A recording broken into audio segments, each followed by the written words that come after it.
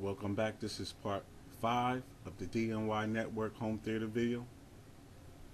Let's go right into it.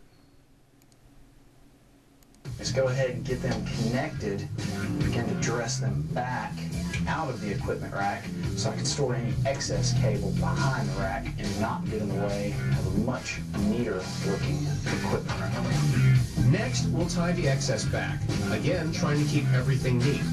We'll take our speaker cables and cut each of them to the same length. There are different sizes or gauges of speaker wire. We recommend using 12 or at the very least 16 gauge multiple strand copper wiring. Our next step is to connect our speaker wiring to banana plugs.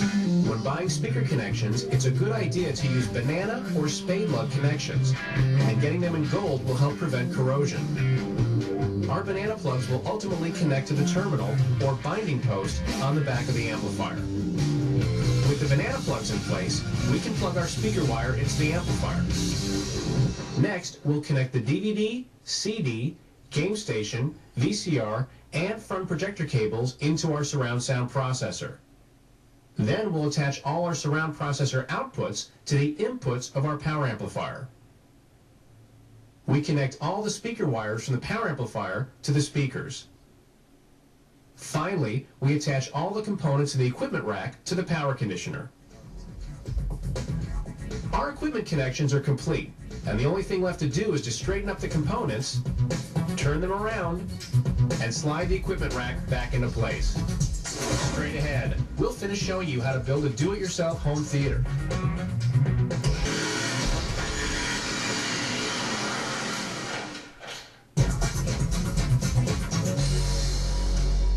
Welcome back to DIY's Home Theater Workshop. We're almost finished showing you how to build a home theater, but we have a couple more projects to complete.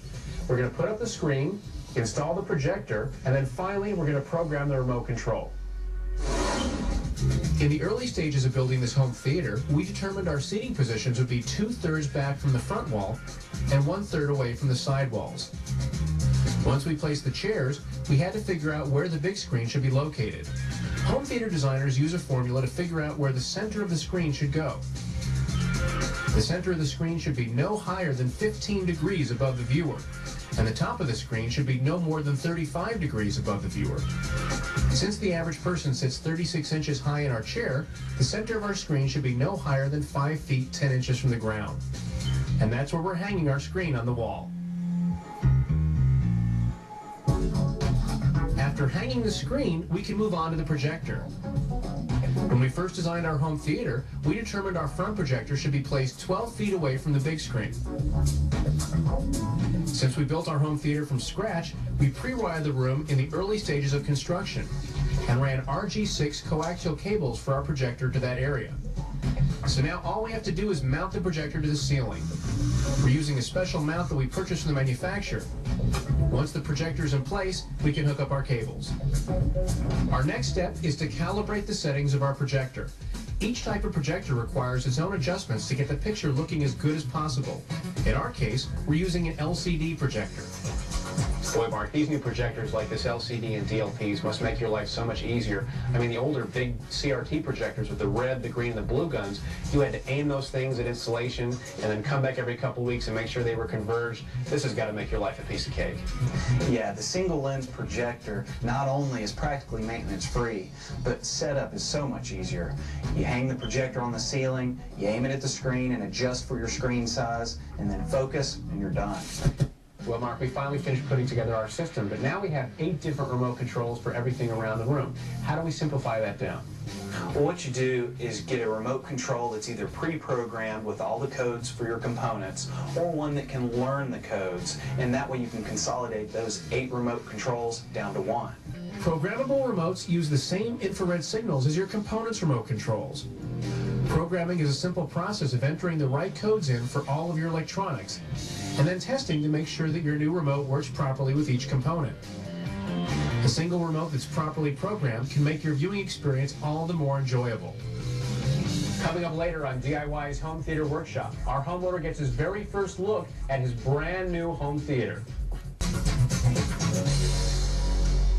Welcome back to DIY's Home Theater Workshop. I'm standing in our finished home theater with in-wall front speakers, front projection display, and loads of sound tricks hidden behind the fabric on these walls to create a room that's built for the very best sound and picture possible. Now let's take a look back at how we transformed an empty basement space into this state-of-the-art home theater.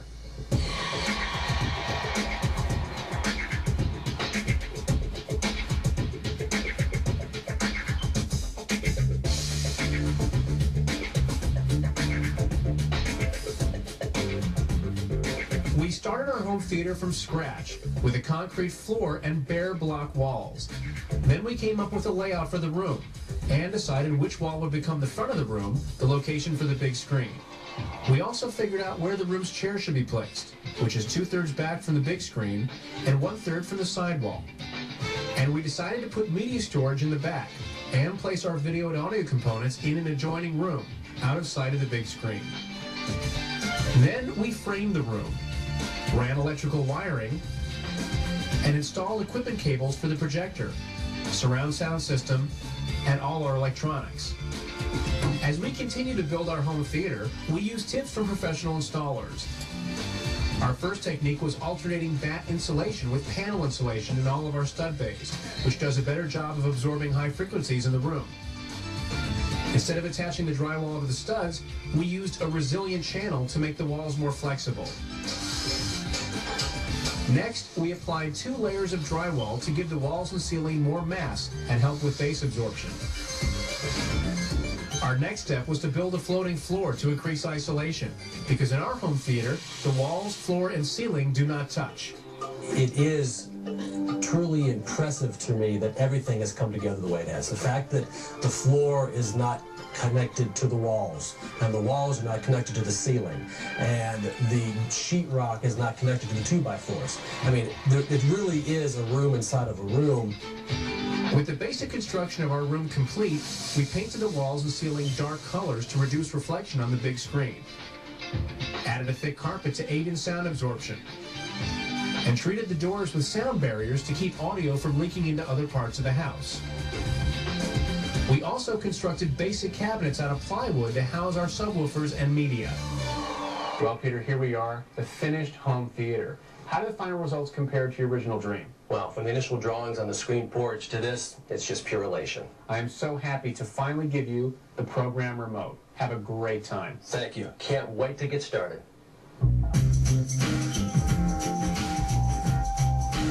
This finished room took careful planning, a little hard work, and the dedication to create an incredible home theater.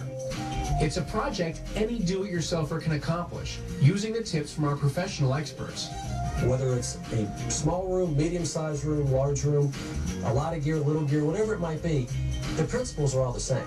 So it's sheetrock, it's 2x4s, it's paint, it's just how you put them together. For any do-it-yourselfer that is comfortable in their skills and is willing to put in the effort, a home theater is a very attainable project. As we built this home theater, we hope you picked up some good information to help you build your own home theater. And if you missed any steps, be sure to check out our website at DIYnetwork.com. I'm Corey Greenberg, and thank you for watching DIY's Home Theater Workshop.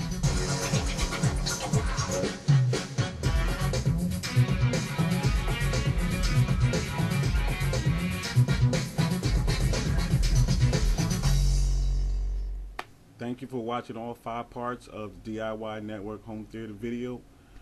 Please visit Ed Titus and Ed Titus 2 on YouTube.com. Stay tuned. I'll be making some more videos. Until then, I'll see you soon. Thank you.